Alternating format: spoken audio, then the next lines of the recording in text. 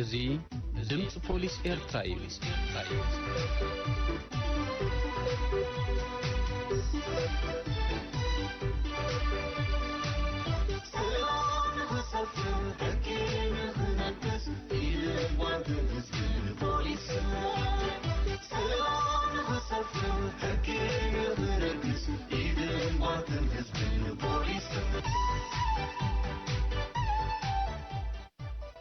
ድምጽ ፖሊስ ኤርትራ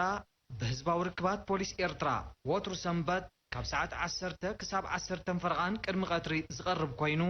ሶሉስ ምሸት ድሕሪ ዜና ትግርኛ ኣብ ድምጽ ሓፋሽን ሬድዮ ዛራን ዝድገም መደብ እዩ።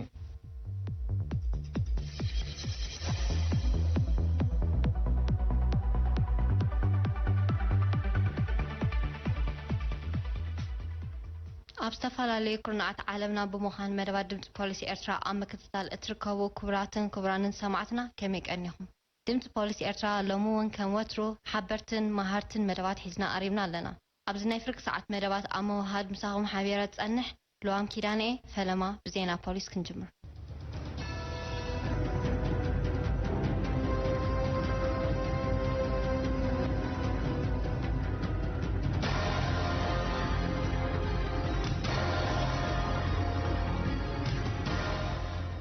ሰላም ከመይ ትቕንዩ ዝኸበርኩም ሰማዕትና ነዝዕለት ስራለዎ ሶምናዊ ዜና ፖሊስ ሒዝናልኩም ቀሪብና ደና ፈለማ ቀንዲ ነጥብታቱ ብምጥፍፋ ልዕሊ 900,000 ናፋስ ተጠርጠረት ሰራሕተኛ ኣብ ቀይዲ ኣትያ ብገበን ስርቂ ክድለት ጸንሐ ጥርጡር ተታሒዙ ሓደጋታት ባርዕ ኣብ ልዕሊ ገንዘብን ንብረትን ጉድኣት ኣውሪዶም ኣብ ኣስመራን ተምሃሮ ማእከላይ ደረጃ ቤት ትምህርቲ ፈለገ ህይወት ፖሊሳዊ ስምሩ ተዋሂቡ ፖሊስ ቪየትናም ብምጥፋ ኣስታት 12.5 ቢልዮን ዶላር ዝተኸሰሰት ኣውፋሪት ብሞት ክትቕጻዕ ከም ዝተፈርደት ገሊጾም ፖሊስ ደቡብ ኣፍሪቃ ንኮኸብ ተጻዋታይ ኩዕሶ እግሪ ላክ ፍሌዮሪስ ከም ዝቐተሉ ዝተገልጹ 6 ጥርጥራት ኣብ ትሕቲ ቁፅጥር ኣትዩ ፖሊስ ኣቡዳቢ ካብ ዝሰርሓሉ ኩባንያ 600,000 ደርሃም ዝጓሓለ ጥርጡር ቀይሩ ነጥብታት ዜና ይኹን ክትከታተሉ ጸኒሖም ዝኸበርኩም ሰማዕትና ዝርዝራቱ ይስዕብ ዜና ዘቐርበልኩም ተስፊት ገብረ ሚካኤል ካብ ዓመት 2011 ከም ተቆጻጻሪት ልቓሕ ሃገራዊ ማሕበር ደቂ ኣንስትዮ ኤርትራ ንዞባ ዓረዛ ተመዲባ ክሰርሕ ዝጸንሐት 33 ዓመት ዝዕድሚያ ኣስማይት መሓሪ ኪዳነ ገንዘብ ህዝብን መንግስትን ድሕሪ ምጥፍፋኣ ቤት ጽሕፈት ሃማደ እቲ ንዞባ ናብ ፖሊስ ድሕሪ ዘቕረቦ ናይ ጽሑፍ ጥርዓን ኣብ ቀይዲ ክትኣቱ ከም ዝኸኣለት ሓላፍ መርመራ ገበን ፖሊስ ዞባ ደቡብ ሜጀር ገብረ ህይወት ኣርኣያን ድምፂ ፖሊስ ሓቢሩ ጽማቕ ትሕሶ ናይቲ ብ16 ሕዳር 2023 ናብ ፖሊስ ዝቐረበ ጥርዓን ጥርጥርቲ መፍትሕ ካሳ ጠፊእነት ትብል ብምህላዋ ህላውነት ናይቲ ብሓደራ ዝተረከበቶ 31,383 ናቕፋ ንምርግጋጽ ቤት ጽሕፈታ ክዕሸገልናን ኩነታት ኣጠፋፍኣት መፍትሕ ክጻረየልናን ዝብል ከም ዝነበረ ድማ እቲ ሓላፊ መርመራ ገበን ወሲኹ ሓቢሩ ሜጀር ገብረ ህይወት ንውጽኢት መርመራ ምርኩስ ብምግባር ኣብ ዝሃቦ መብርሂ እቲ ጠፊኡ ዝተባሃለ መፍትሕን 11,087 ናቕፋ ኣብ መንበሪ ቤት ጥርጥርቲ ከም ዝተረኽበን ዝተረፈ 20,296 ናቕፋ ግን ኣብ ውልቃዊ ረብሓ ኣባኺናቶ ብምጽንሓ ብኤግዚቢት ክትሓዝ ከም ዘይከኣለን ገሊጹ ንሱ ወሲኹ ጥርጥርቲ ኣብቲ ንኡዞባ ተጠቀምቲ ልቓሕ ካብ ዝነበራ 127 ሰባት ዝተለቅሖ ገንዘብ ኣብ ግዚኡ ብምምላስ መረጋገፂ ሰነድ ትህበን እኳ እንተነበረ ኣብ ቀንዲ መዛግብትን እተዳልዎ ጸብጸባትን ግን ከም ዘይከፈላ ብምቕራብ 899,600 ናቕፋ ኣብ ውልቃዊ ረብሓ ኣውዒላቶ ከም ዝጸንሐት ኣረዲዩ ናይ ምጥፋእ ተግባራት ጥርጥርቲ ኣብ ዝተጠቕሰ ጥራይ ዝተሓጽረ ከም ዘይኮነ ዘነጸረ ሜጀር ገብረ ህይወት ሓንቲ ብህይወት ዘየላ ተለቃሒት ዝወሰደቶ ገንዘብ ከፊላ ክነሳ ንጓል መዋቲት ክትከፍላ ብምግዳድ 5,605 ናቕፋ ከም ዝወሰደት ብምግላጽ ብድምር 925,501 ናቕፋ ከም ዘጠፋፍአት ኣረዲዩ ጥርጥርትን ፖሊስ ኣብ ዝሃበቶ ቃል ተኸሳስነት ብምሉእቱ ገንዘብ ገዛ ስድራ ቤታ ክትሰርሓሉን ሓዋ ከተመርዕወሉን ከም ዘባኸነቶን ነዚ ገበን እዚ ክትፍጽም ዝደረኻ ድማ ድኹም ምቁፅጻር ቤት ጽሕፈት ምንባሩ ከም ዘረድእ ዝጠቐሰ ሜጀር ገብረ ህይወት ልሕሉሕ ምቁፅጻርን ምሕደራን ንምጥፋእ ስለ ዘቃልዕ ኩሎም ቶም ትካል ኣብ ምምራሕ ተመዲቦም ዝሰርሑ ሓለፍቲ ምቁፅጻሮም ክሕይሉ ተላብዩ ኣብ ባጽዕ ብስርቂ ካብ ገዛ ክድለት ጸንሐ ጥርጡር ብምክትታል ፖሊስን ምትሕብባር ህዝብን ከም ዝተታሕዘ ቀዳማይ መደበር ፖሊስ ባጽዕ ኣፍሊጡ ሓላፍ መርመራ ገበንቲ መደበር ፖሊስ የሴፍ ምስጉን ንድምፂ ፖሊስ ከም ዝገለጾ ኣድራሹ ባጽዕ ምምሕዳር ባዶ ሓደ ዝኾነ ወዲ 52 ዓመት የማነ ገብረ ዮሃንስ ሃይለ ብ20 ሐምለ 2022 ንሸጋጥ ማዕጾ ናይ ሓደ መንበሪ ገዛ ብምስባር ዓጂብ ዝዓይነቱ ዕትሮ ጋዝ ሰሪቑ ድሕሪ ምስዋሩ ንመሓዙ ኣድላይ ምክትታል ክግበር ድሕሪ ምጽናሕ ተቐይዱ ንውፅኢት መስርሕ መርመራ መልኪቱ ተሓላፍ መርመራ ገበን ኣብ ዝሃቦ መብርሂ ጥርጡር ነቲ ዝቐረበሉ ክስቲ ስርቂ ካብ ገዛ ከም ዝኣመነሉን ኣቐዲሙ እውን ካብ ወደብ ባፅዕ ዝተፈላለዩ ዓይነት ጠዋሉን ብተንዲኖ ዝተሰርሐ መስኮትን ምስራቁ ከም ዝተኣመነ ሓቢሩ ዝበዝሕ ካብቲ ዝሰረቆ ንብረት ከዓ ብኤግዚቢት ተታሒዙ ከም ዘሎ ዝጠቐሰ ሓላፍ መርመራ ገበን ዮሴፍ ምስጉን መዝገብ ምርመራ ጥርጡር ተጻፊፉ ሕጋዊ ሓሳብ ክወሃበሉ ናብ ቤት ጽሕፈት ኣኽባሪ ሕጊ ዞባ ሰሜናዊ ቀይሕ ባሕሪ ተላኢኹ ከም ዘሎ ገሊጹ በዛ ኣጋጣሚ ቀዳማይ መደበር ፖሊስ ባፅዕ ይዕበይ ንኣስ ብዘየገድስ ገበን ፈጺሞም ክስወሩ ዝህቅኑ ናይ ግዜ ሕቶ እንተዘይኮይኑ ኣብ ትሕቲ ቀይዲ ምእታዎም ዘይተርፍ ምዃኑ ጠቒሱ ተደለይቲ ጥርጡራት ኣብ ምቅላዕ ህዝቢ ወትሩ ምስ ፖሊስ ተሓባቢሩ ክሰርሕ ተላብዩ ኣብ መዝገብ ፈጸምቶም ዘይተለልዩ ተመዝጊቦም ጸንሑ ጉዳያት ብዕቱብ ምክትታል ፖሊስን ምትሕባር ህዝብን ዝቃልዑ ምዃኖም ጸብጻባት ፖሊስ ኤርትራ የነጽሩ ብ18 መጋቢት 2024 ኣብ ኣኽርያ መንበሪ ቤት ሚልዮን ተስፋ ማርያም ጎይቶኦም ዝርከብ ቆጻሪ ኤሌክትሪክ ኮንታተረ ጠንቁብ ዘይተፈልጠ ምኽንያት ባርዕ ብምፍጣሩ ናይ ገንዘብን ንብረትን ክሳራ ከም ዘጋጠመ ካብ ሳልሳይ መደበር ፖሊስ ዝረኸብናዮ ሓበሬታ ገሊጹ ሓላፍ ምክልኻል ገበንቲ መደበር ክፍላይ ግርማይ ነቲ ሰዓት 9 ናይ ምሸት ዘጋጠመ ባርዕ ኣመልኪቱ ኣብ ዝሃቦ መብርሂ ከም ሳዕቤን ናይቲ ዝተኸስተ ባርዕ ዋና ገዛ ኣብ ገዛ ኣቐሚጣቶ ዝነበረት 50,000 ናቕፋን ኣሳት 84,300 ናቕፋ ዝግመት ንብረትን ብጠቕላላ ናይ 134,300 ናቕፋ ክሳራ ከም ዝወረዳ ኣረዲዩ ኣብ መወዳእታ ሓላፊ ምክልኻል ገበን ተመሳሰልቲ ሓደጋታት ባርዕ ሓሊፎም የጋጥሙ ምህላዎም ጠቒሱ ሓደጋታት ባርዕ ንምክልኻል ዝኾነ ዜጋ ኣብ ኣተሓሕዛ ቆጻሪ ኤሌክትሪክ ጥንቃቐ ከዘውትርን ዝኾነ ጸገም ምስ ዘጋጥሞም ድማ ንዝምልከቶ በዓል ሞያ ብምሕባር ጸገማቱ ክፈትሕን ከም ዝግባእ ኣዘኻኺሩ ብዘይካዚ ብ27 መጋቢት 2024 እውን ኣብ ማይ ተመናይ መንበሪ ቤት ገብረ እግዚኣብሔር ገብረ ክርስቶስ ተላ ዕትሮ ጋዝ ብምትኳሱ ኣብ ውሽጢ እቲ ገዛ ዝነበረ ኣሳት 56,000 ናቕፋ ዝግመት ንብረት ከም ዝዓነወ ካብ ራብዓይ መደበር ፖሊስ ዞባ ማእከል ዝረኸብናዮ ሓበሬታ ነጺሩ ሰዓት ጋዝ ኣብ ማሕበራዊ መነባብሮና ዝህቦ ጥቕምን ኣሳልጦን ዓብዪ እኳ እንተኾነ ብሸለልትነት ምስ እንጥቀመሉ ዘኸትሎ ጉድኣት ቀሊል ከም ዘይኮነ ዝገለጸ ራብዓይ መደበር ፖሊስ መሊኡ ኮፍ ዝበለ ይኹን እንጥቀመሉ ዕትሮ ጋዝ ልዑል ጥንቃቐ ክንገብረሉ ተላብዩ ኣብ ኣስመራ ንተምሃሮ ማእከላይ ደረጃ ቤት ትምህርቲ ፈለገ ህይወት ፖሊሳዊ ኣሰምሮ ከም ዝተዋሃበ ካብ 5ይ መደበር ፖሊስ ዞባ ማእከል ዝበጽሐና ሓበሬታ ረዲዩ ዝተዋሃበ ኣሰምሮ ኣብ ምክልኻል ገበንን ሓደጋን ወዲቑን ዝተረኽበ ንብረትን ገንዘብን ኣወጋግንውን ብዝምልከት ፖሊስ ኤርትራ ዘውፅኦ መምርሒ ተምሃሮን ጥሕሰታት ሕጊ ትራፊክን ብተምሃሮ ዝረኣዩ ዘይስነ ምግባራዊ ተግባራትን ዝውገድሉ ኣገባባትን ዘጠቓለለ ነይሩ ኣብቲ ብ5 ሚያዝያ ብኣዛዚ 5ይ መደበር ፖሊስ ሰርጌንት በየነ ርእሶም ዝተዋሃበ ኣስተምህሮ ተቐባልነትን ተሳትፎን ናይቶም ተምሃሮ ጽቡቕ ከም ዝነበረ ተሓበሬታ ረዲዩ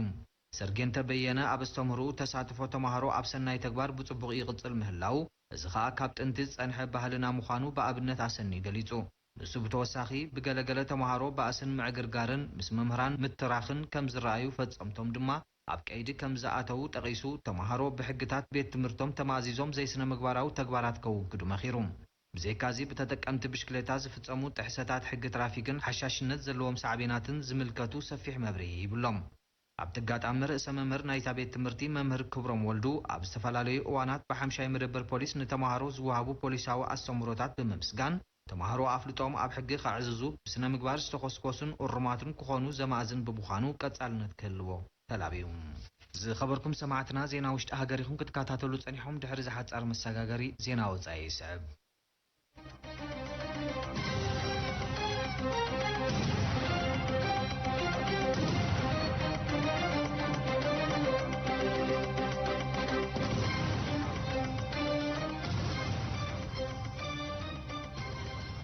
ፖሊስ ቪየትናም ኣብታ ሃገር ኣብ ህንጸት ዘይንቀሳቐስ ትሕተ ቅርጺ ናይ ዝነጥፍ ሓደ ኩባንያ ኣደ መንበር ከም ዝነበረት ዝተገልጸት ማይላን ዝተባህለ ጥርጥርቲ ኣብ ግዜ መምሕዳራ ካብቲ ትካል 304 ትሪልዮን ዶንግ ማለት ኣሳት 12.5 ቢልዮን ዶላር ከም ዘጠፋፍአት ብፋይናንሳዊ ምትላል ድሕሪ ዝቐረበላ ክሲ ገበነኛ ኮይና ብምርካባ ብናይ ሞት መቕጻዕቲ ከም ዝተፈርደት ሓቢሩ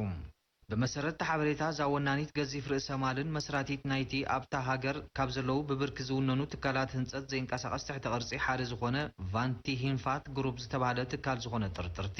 ካብ መጀመርያ ወርሓት 2018 ክሳብ ጥቅምቲ 2022 ኣብ ዝነበረ ግዜ ሓላፍነታ ተጠቒማ ኣብ ንግዳዊ ባንክ ተኸዚኑ ካብ ዝነበረ ርእሰ ማል ናይቲ ትካል ብዘይፍቓድ ኣውፈርትን ኣባላት ቦርድን ብቁፅሪ ብዝሒ ዘለዎ ውክልናታት ብምፍብራኽ ካብቲ ባንክ ከባቢ 304 ትሪልዮን ናይታ ሃገር ባጤራ ኣታሊላ ክትረብሕ ከም ዝፈተነት ተፈሊጡ ሰመዚ ፖሊስ ቪየትናም ጥርጥርቲ ብዘይካዝ ዝቀረበላ ናይ ምትላል ክሲ ብገበናት ጉቦ ማሃብን ጥሕሰታት ሕጋጋት ባንክን ተወሳኺ ክስታት ቀሪብላ ከም ዘሎ ጠቂሶም ምስ ጥርጥርቲ ብምትሕብባር ኣብቲ ዘይሕጋዊ ተግባር ኢድ ዝጸንሖም ውልቀ ሰባትን ሰራሕተኛታት ንግዳዊ ባንክን ድሕሪ ዝተኻየደሎም ምርመራ ገበነኛታት ከም ዝተለለዩን መቕጻዕቶም ከም ዝተቐበሉን ሓቢሮም በዚ መሰረት ኣብቲ ናይ ምትላል ተግባራት ምትእሳር ከም ዝጸንሖ ዝተገልጸ በዓል ቤት ጥርጥርቲን 9 ዓመት ወዲ ሓዋ ድማ ን17 ዓመት ብማእሰርቲ ክቕጽዑ ክፍረዱ ከለዉ ላዕለዋይ ሓላፊ ምቁጽጻር ማእከላይ ባንክ ዝኾነ ሓደ በዓል ስልጣን ድማ ካብ ጥርጥርቲ 5.2 ሚልዮን ዶላር ግቦ ብምቕባሉ ንሕልፈት ከም ዝተፈርደ ንፖሊስ ምንጪ ብምግባር ዝተፈላለየ ማዕከናት ዜናት ሃገር ጸብጺበን ኣብ ደቡብ ኣፍሪቃ ምስ ሓንቲ ካብ ክለባት ከተማ ጆሃንስበርግ ዝጻወት ወዲ 24 ዓመት ብሉጽ ተኸላኻላይ ላክ ፍሌዮርስ ቮልክስዋገን ዝዓይነታ መኪኑ መሪሑ ነዳዲ ንምምላእ ኣብ ሓደ መዕደሊ ነዳዲ ደው ድሕር ምባሉ ክከታተልዎ ብጸንሑ ጉጅለ ገበን ስርቂ መካይን ብጥይት ከም ዝተቐትለ ፖሊስ ተሃገር ኣፍሊጡ ግዳይ ፈለማ ብረት ዝዓጠቑ ክልተ ሰባት ኣፈራሪሖም ካብ መኪኑ ከውርድዎ ኣብ ዝፈተኑሉ ክሃድም ፈቲኑ ምባሩን ድሒሮም ብዝተኮስሉ ጠያይት ክቕተል ከም ዝኻኣለን ዝገለጸ ኣፈኛ ፖሊስ ተሃገር ማቨላ ማሶንዶ እዞም ኣብ ትሕቲ ቀይዳ ኣትዮም ዝርከቡ 6 ጥርጥራት ምስቲ ግዳይ ብዝተሓሓዝ ተጠርጢሮም ዝተተሓዙ ምዃኖም ገሊጹ ተኣፈኛ ወሲኹ ጥርጥራት ካብ ቦታ ፍጻመ ገበን ብመኪና ግዳይ ድሕሪ ምስዋሮም ብዝተኸያየደሎም ምክትታል ኣብ ውሽጢ 2 መዓልቲ ኣብ ከተማ ስዌቶ ደቡባዊ ምዕራብ ጆሃንስበርግ ክተሓዙ ከም ዝኸኣሉን ብዘይካዞም ኣብ ቀይዳ ኣትዮም ዝርከቡ ጥርጥራት ካልኦት ተሓባበርቲ ንመሓዙን ቀጻሊ ምክትታል የካይዱ ምህላዎም ኣረዲዩ ግዳይ ሓደ ካብቶም ብሉጻት ተጻወቲ ብምንባሩ ኣብ ናይ ትሕቲ 23 ዓመት ዝቖመት ሃገራዊት ጋንታ ንደቡብ ኣፍሪቃ ወኪሉ ኣብ ኦሎምፒክ ጃፓን ቶኪዮ ተሳቲፉ ከም ዝነበረ ወሲኹ ዝሓበረ ተኣፈኛ ምስታ ጻወተላ ጋንታ ኮይኑ ድማ ዝተፈላለዩ ሽልማታት ወሲዱ ምንባሩ ሓቢሩ ኣብ ደቡብ ኣፍሪቃ ኣብዚ እዋን እዚ መዓልታዊ ክሳብ 31 ሰባት ብረት ብዝዓጠቑ ሰባት ይቕተሉ ምህላዎም ዝጠቐሰ ጋምፍሪ ሳውዝ ኣፍሪቃ ዝተባሃለ ዘይመኽሰባዊ ተጠባቂ ማሕበር ኩነታት ጸጥታ ተሃገር ኣብ ኣሰካፊ ደረጃ ውሪዱ ምህላው እዩ ዝገልጽ ናይ መወዳእታ ዜና ፖሊስ አቡዳቢ ሕቡራት ኢማራት ዓረብ ተመዲቡ ኣብ ዝሰርሓሉ ኩባንያ እምነት ብምጉዳል ብጉቦን ዝተፈላለዩ መደናገሪ ኣገባባትን 600,000 ደርሃም ሰረቐ ጥርጡር ክቕይድ ከም ዝኽኣለ ኣፍሊጡ ፖሊስ ነቲ ፍጻመ ኣመልኪቱ ኣብ ዝሃቦ መብርሂ እቲ ኩባንያ ብዛዕባ እቲ ዘጋጠሞ ምጥፋእ ንፖሊስ ድሕሪ ምሕባሩ ፖሊስ አቡዳቢ ምስ ኣሃዱታት መርመራ ገበን ፖሊስ አልካሊድያ ብምትሕባር ድሕሪ ዘካየዶ ዕቱብ ምክትታልን ዝተፈላለዩ መጽናዕትታት ንጥርጡር ክቕይዶ ከም ዝኽኣለን መስርሕ መርመራ ድማ ይቕጽል ከም ዘሎን ኣረዲዩ እቲ ኩባንያ ብወገኑ ኣብ ዘውፅኦ መግለጺ ፖሊስ አቡዳቢ ድሕሪ ዝቐረበሉ ጥርዓን ንዘርኣዮ ቅልጡፍ ግብረ መልሲ ምስጋንኡ ከም ዝገለጸ ዝጠቐሰ ፖሊስ ኩባንያታት እታ ሃገር ኣብ ኣሰራርሐን ጥንቃቐታት ክገብራን ከምዚኦም ዝኣመሰሉ ገበናት ንምክልኻል ጸጥታዊ ኣሰራርሐን ከሒላን ከም ዝግባእ ኣዘኻኺሩ ፖሊስ አቡዳቢ ኣብ መወዳእታ ተልእኹ ዝተፈላለዩ ገበናት ብምክልኻል ጸጥታዊ ውሕስነት ህዝብን ንብረቱን ምርግጋጽ ምዃኑ ጠቒሱ ነዚ ዕላማታት እዚ ንምርጋጽ ብዕቱብነት ክሰርሕ ምዃኑ ገሊጹ ዝኸበርኩም ሰማዕትና ነዚ ዕለት ዝተዳለወ ሰሙናዊ ዜና ውሽጢ ሃገርን ወፃእን በዚ ተፈጺሙሎም ዝተረፉ መደባትና ንሓድገኩም ብወገነይ ሰሰና እዩ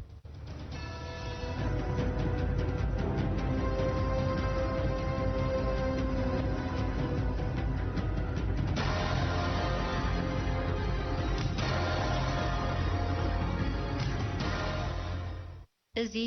ድምጽ ፖሊስ ኤርትራ እዩ ክቡራት ሰማዕትና ዝቕጥል መደብና ምክልኻል ገበን እዩ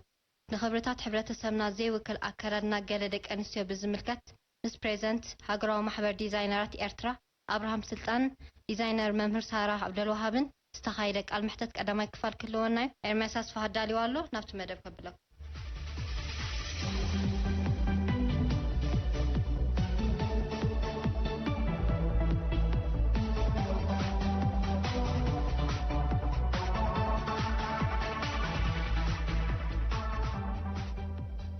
ሰላም ዝኸበርኩም ሰማዕቲ ድምጽ ፖሊስ ንሎሚ ክልተ ኣጋሽ ዓዲምና ኣለና እዞም ኣጋሽ እዚኣቶም ኣብዚ እዋን እዚ ንዝረኣዩ ዘለው ኣሰከፍቲ ዝኾኑ ተርእዮታት ምስ ባህልና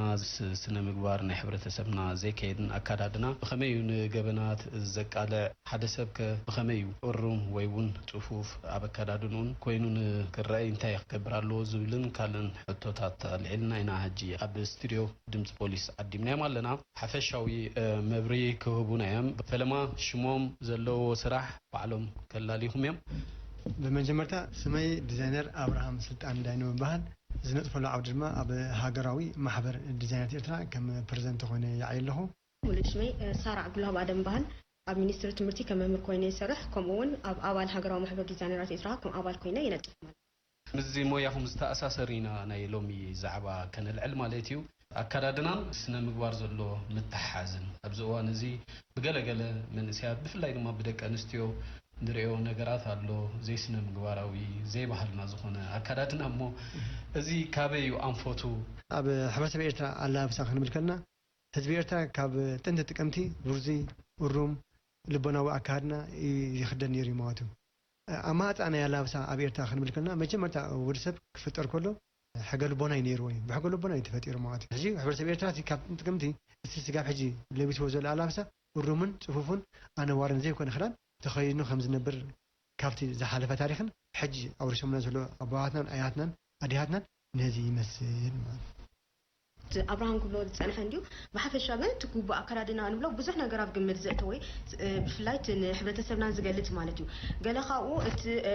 محبر بهلاوي أب قمة زيتوي نبعلو تجوغرافاوي أقامت أنا خا أب قمة زيتوي عدما نبعلو تهت عن زخدنا من السي زخدنا مرعت دي مرعو زخدنا أبو عد زأخل من السي كوتيتي نبعلو نخل زون أب قمة زيتوي نبعلو وقتنا لنا توقت دما كوريا بجيزة أورد خدنا أب جيزة موقت خدنا بجيزة معلت تخدنا بجيزة ليت تخدنا نبعلو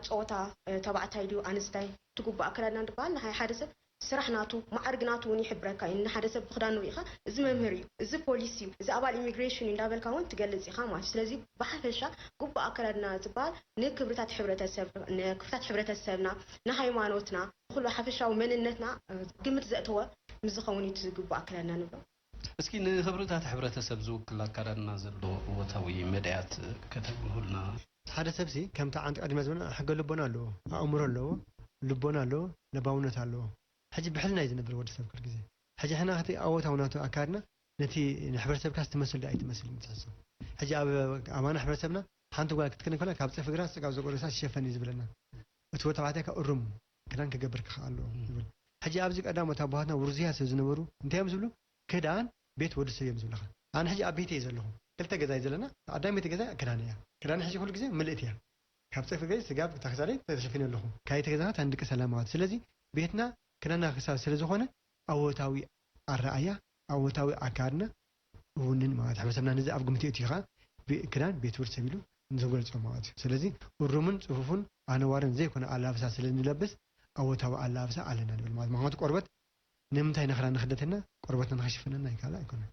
قربت كشفن كخالو سلزي بعدنا قربتنا كشفن سوزلو تخشفن زبل أكاد نشوفون لهم أو تاو أرأي علوم هجي زي تيناتنا كبرتنا هبرسبنا تكبر على لابسنا أبزلوا ماتي سلزي كبر زخونة بحلو زحلوه على لابسنا أكادنا أو نزفان علنا سلزي حبسنا كابس تبقسيو والرومن صفوفون أنا ورنزي كنا على لابسنا زي لبس ماتي اسكي دك سبات أكادنهم ذهبهم كبرني بانصارو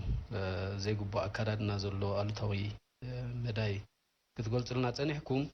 أتي مسبالنا لمدنا نزخيد أكادنا كمي زباليو أمورة تقول تخن فلت أوزلنا ببهلنا زمت عين تكررنا صويلا يكون المتيو لكن قال نسي تكون كخطر يخلقها كل إذا أنا وارز بال تكشف نزلوا كرأزي ولو تايس لزخون يكرأزي ولو ترى كبرت سلزلوي واقع سلزلوي سلز كبرت سلزلوها تقول لي نسيتي تخرأزي ولو فلا تأسكافي بزي كنا كايرا خيرا لو نزبه نتخبرتنا تواقع أن مفلاتين بركال نمبالا يكون المالتي كل جزء نزع أبقمة زاتوا نكبرتنا نبهلتنا نمورالاوي نقول أبقمة إتنا مثل نخيط حبرت السبناون تسقطوا العين تكردنا ونزع أبقمة زاتوا سلز أمور داتا كبر نفسنا عنا نحلو تمورالاوي زبال كبري نعينا نحل زلنا ما سلز أمور داتا أكردنا ناون من نتنا ونكم زجلس أبقمة متاو نتنقل لي قبع مالتي سكهرا إبراهيم نباخ إذا حطو تي زي قبوا أكادنا زلوا ألتو مدايكا بناتك ثمي بناتك تعزبتي كابتريم بس حجوان زي قبوا أكادنا علو نبرزلنا مس بهلنا مس منتنا مس كفنا زي كده علو هناسي حاجة أبي حبرت بيرتا أبز حجوان بعلم الخاوي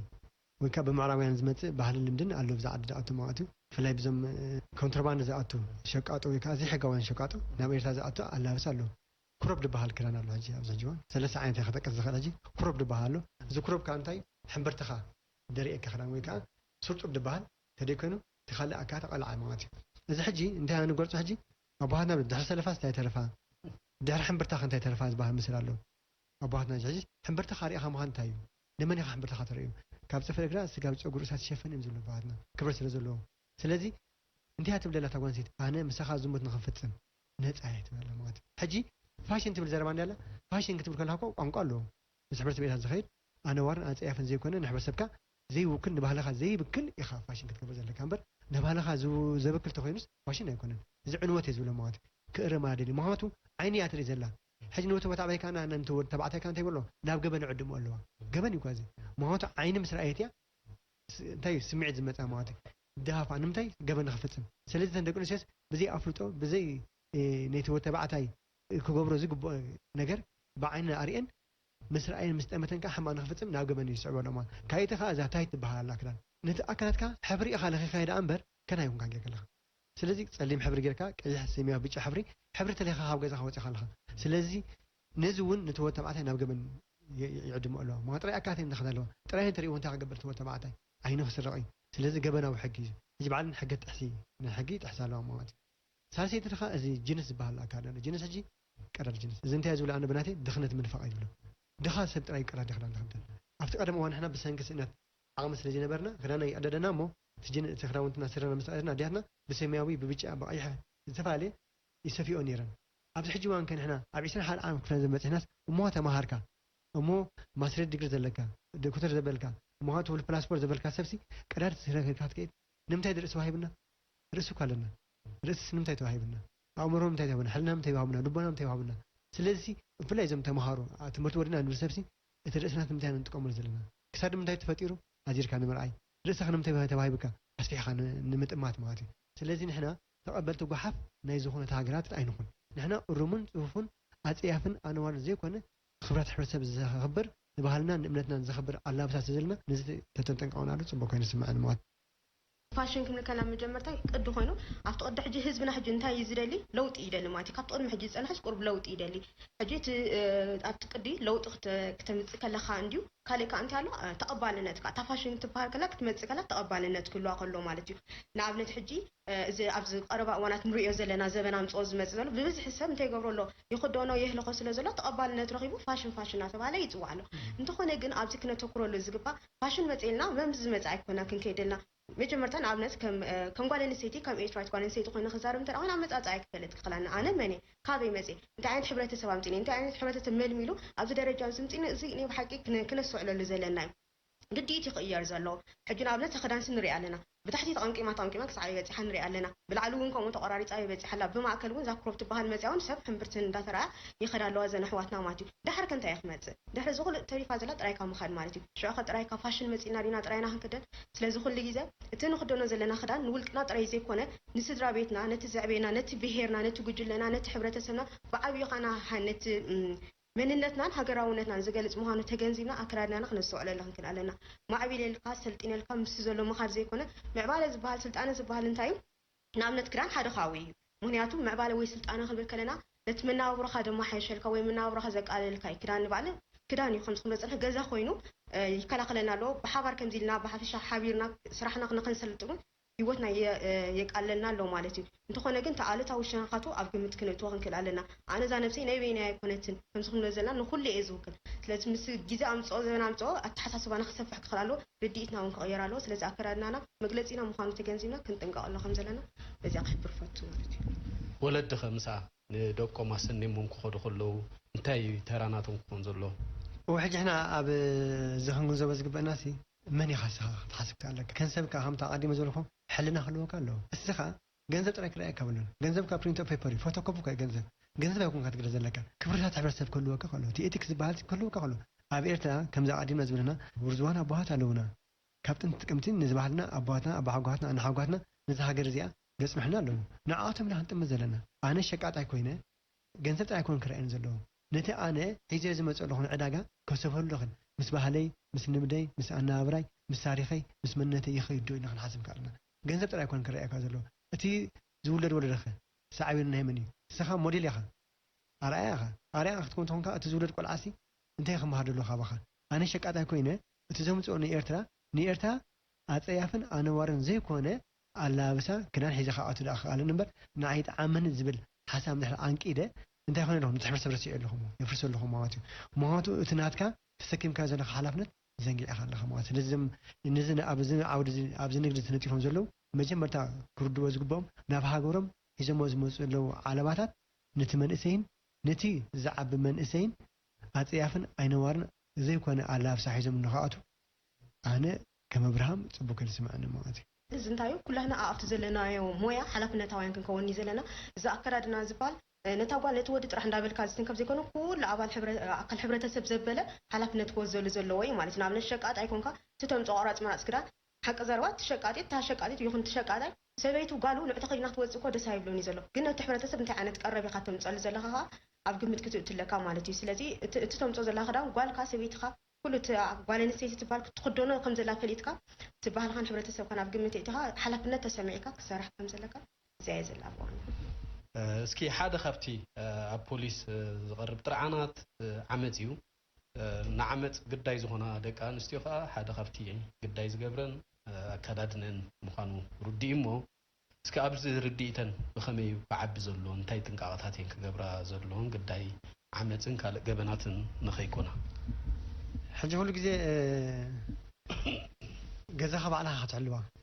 ንኣብነት ካብዚ ሕጊ ተመፂና ሕጂ ኣብ ናይ ሓንቲ ሃገር حق انتاج ولا عمني عاد انجليز حدا وانا جزا يتسرقون يدون حنا بوليس املكيتو قدام نزحتو حتى انت جزا خاص عاجي خيانك خفيت كايم زلو ان حكفيت يقولوا 80 مئتاويت جبنيا سي بايتا يبولو تسرق خاط خلص تخفيت صنح لي كات ماتي في 20 مئتاويت جمن سلاز جبر حق سلاز تسرق صعماتي سلاز خا دق نسي احواتنا دق تبعاتي احواتنا نزي ነገር ዛብ ግምት እቲና ነትናትና ቤትና ክዳን ቤት ወርሰብ ዝበልናዮ እቲ ቤትና እንድሕር ፋ ገዲፍናሉ እንድሕር ከፋት ከፊትናሉ ሲ 80 ሚእታዊታይ ንሕና ባዕልናይና ነፍስና ናብ ዝሙት ዓዲምና ዘለና ማለት ባዕልና እንታይ ናብ ገበና ዓዲምና ዘለና ማለት ስለዚ ቤትና ባዕልና ክንዓጽን ካልና ምክንያቱ ንኣብነት ሓንቲ ገዛ እንድሕር ንእሽ ይፋቃላታ ባኣንጭዋታ ኣቱ ባሓሰኻ ኣቱ ባኣንፋስ ኣቱ تا جزات تكون تعلم ماتي سلزة خانها نتانة يسقاو أكلاتي نحن شيء فقريف اللاسي ويكفيت لا نعمت ويكان وتبعتي نزمت يعدم سلزلهم نهب قبل نعدم لهم سلزي بيتنا تعاتنا ويكا كبرنا انتحلنا تصبوا كين نسمعنا تصبوا سي نحدا سبب كرادنو كمزنو يخلو سكيب زعزي انتي تولن اوكي تصفت حتى ازيا مبزحتو اذا حطوا زي اخت العركه الاكات عيتونا كل سب أكرادونو يفرد رخل كله كم زنام أباه لا حنتي نروح خنا سب بجوبر ويكاب بشفاء بجاو تريتوس كتموزنيه بالكاني بالي أكاد عيت عنده خنا جنامزي سوون قلت في لازم نسب فور رايك النيز بالمهنياتو واسب وشتو تلتات كله ويخل لبونا كله ويخل بكرادنا يجن سب يجلس أنا يكلني أنا كراني أحس بلني ديس بلني كخدنا خليلو سم مسخ بيخلي زجنا يكونه تكون فولت أزلنا مجمع تحت كده أنا خلنا حتى خدنا وش تحق أحيلك هتسيلك أخت جزا دسيلات كخت كدنا ديها أتخدنا زلها تلازم إذا أنت يزلو تيوش أورديت كون تي يزخون دلو ينس أبارة يزلو مالتيو كلا أي نجار كانت له سفري مسبل كاي مجملة دقاو تريتي خاطري أوكي فلتو يخون لبوني يخون أوشتو يخا مسفلت كاي يخا زيارات فلتو تقدمتي تريت زلا ويدما تقدمتي تسملليت كن أكرادنا خا إذا أخن فلت أخن كلالنا سلازي إذا خا أكل انتاي أكل لبونا خاي بلبونا خا بالكونا كرادنا خا كوت جلتي خا فلت كون بو بالكا كوت جلتي خا نابنت سبون ريا بيلكا كابينا بهير متي خا كابينا هاجر متي خا وانت يزخونه كازلو مللي يزخونه كازلو مالتي سلازي كل جزء حرته سمنا نور ويدما عارف زبالالو إذا خا انتاي كافتنو برك توزن كلها خمالتي سلازي كل جزء أيقلت أنا ولا كبز انت قديش إني جلس بالوا كده أنا كم مسألة عاي ولا حنتنا تنتهي لا يخدني كبلي خلي انتو خنا جن مجم دلاي اللي كان بالك قوم زبالة كايدا يلن أبهل انت رأمت إنا خنا يقولت أبهل زبالة لن بهل انت رأخونه نحبر تسبي قوم زلوا ماتي سلازي تتخدنا زلها أكرادنا خا نايقولك قايكونه نايقولك خص زي كونه خا سكري إيكا خلوون تزي كوبا كرادنا نبدل لنا كريكا قال منا ود من يا خطبان سيز خولك خنا بحلفلو نابس راويت كحلفلو دحريون كابيز مزي كابينا حبرة تسبي جبزو بيلس كون حبرة تسب كون تجبر على خماتي تسألوا لها بعبي خنا هاجر نمسالنا ماتي سلست أكرادنا قدام مجلس قدام مللي خاصلسون كم من النتون كجلسون كم سلز خل زمني أكرادنا يجلس أنا مخانون أفهم تكنه تاخن كلام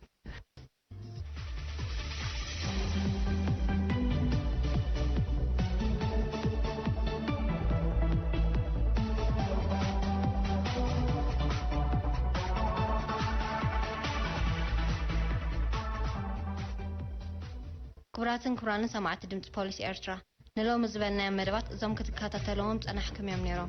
عم دلاون مقرب مدبات مساهم صنحنا كابتن برهان زكارياس ارمس اسفها تسفيت غبر ميكائيل ششاي تمرتو موسى كيرانه أبيل أبراهام ياسمين برختن بوغن تكنيك دما عاود عامة بمهانينا كساب زمت سومون بخال مدبات نراخت سلام كنا ناي بوليس ناي بوليس ناي بوليس بوليس بوليس ناي بوليس